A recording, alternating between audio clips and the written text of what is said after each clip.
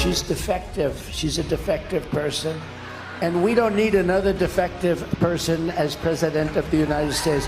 We just had that. I think that there has been a certain backward-thinking approach over the last several years, which is to suggest,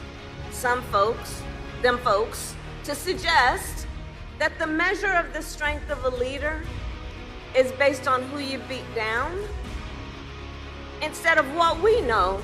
The true measure of the strength of a leader is based on who you lift up. With less than 10 weeks remaining for the upcoming US presidential elections, the race to the White House is becoming extremely close. Vice President Kamala Harris is maintaining a narrow lead nationally over her Republican challenger, former President Donald Trump. These surveys were conducted after President Joe Biden's exit from the 2024 presidential race and after the Democratic Convention, which happened in Chicago in the third week of August. Some of these polls have also been conducted after Trump managed to get two key endorsements, first from independent Robert F. Kennedy Jr., and then later Democrat-turned-Trump supporter Tulsi Gabbard. But neither endorsement seems to have been able to move the needle decisively in favor of Trump.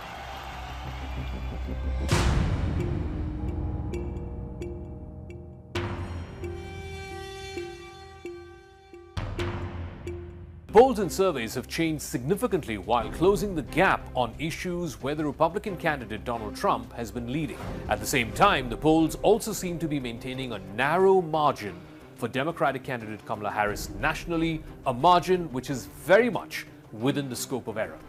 The polls are reflecting the changing mindset of American voters since President Biden was running for a second term, when former President Trump was leading in the polls with a narrow edge. But since Biden dropped out, the results of these polls have also seen a slight shift.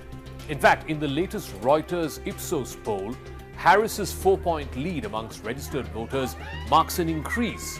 She had a 1-point lead over the former president back in late July, which was when the previous Reuters Ipsos poll happened.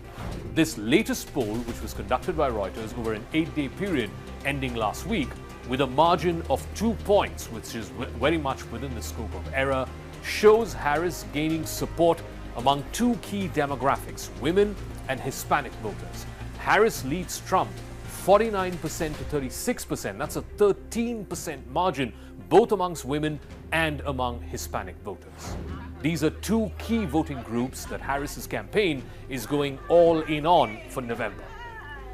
Across 4 different Reuters polls conducted in July and later on in August, Harris held a 9-point lead among women and a 6-point lead among Hispanics.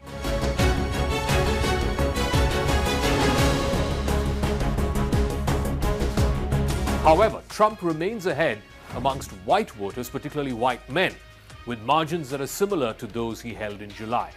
Although his lead among voters who do not have a university degree has narrowed to 7 points in the latest survey, that is down from 14 points that it was in July. The latest Wall Street Journal poll shows Vice President Harris leading nationally with 48% of support of registered voters, and Trump remains at 47%. Another poll by Quinnipiac University shows Kamala Harris enjoying 49% support and Trump slightly behind at 48%. One outlier poll by Suffolk University in USA Today suggests that Kamala Harris is ahead with 48% support base, while Trump is left behind at 43%, while 9% are undecided voters. That is the only poll so far which has given a substantial lead nationally to Kamala Harris. This poll indicates that Harris's popularity is eclipsing Trump's earlier gains when Biden was his main challenger.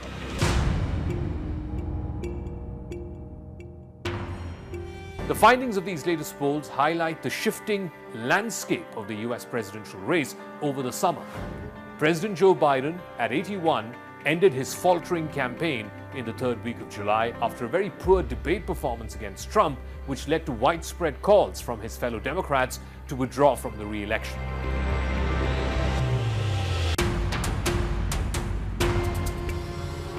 Since then, Harris took over. She became the Democratic candidate. She quickly managed to rally the support of both the party leadership and the rank and file. she's gained ground against Trump in both the national polls as well as, more importantly, in the critical swing states. While national surveys provide valuable insights into voter sentiments, the winner of the presidential race is ultimately decided by the state-by-state results of the Electoral College, and there, a few battleground states are likely to be decisive.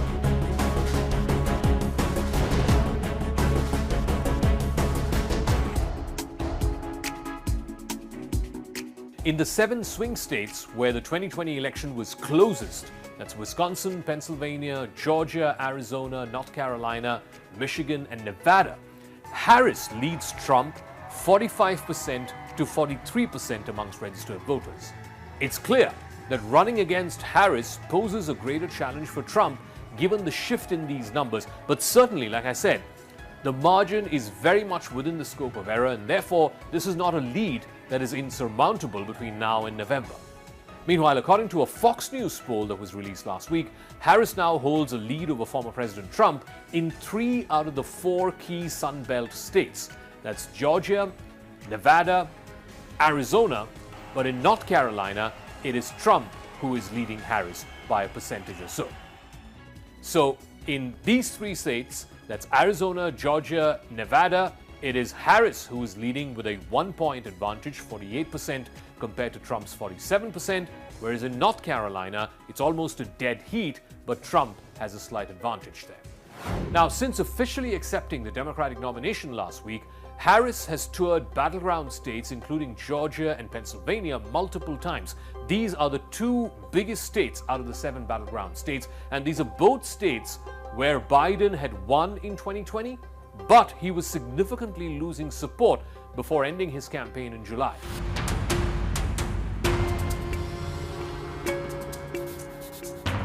The Trump-Harris debate, which is scheduled on the 10th of September on ABC News, would be a crucial game changer in these polls, as the narrow margins could shift either way at the end of the debate. Harris will be hoping for the opposite effect of what happened in the last presidential debate when Trump faced off against Biden. That debate performance practically ended Biden's bid for a second term.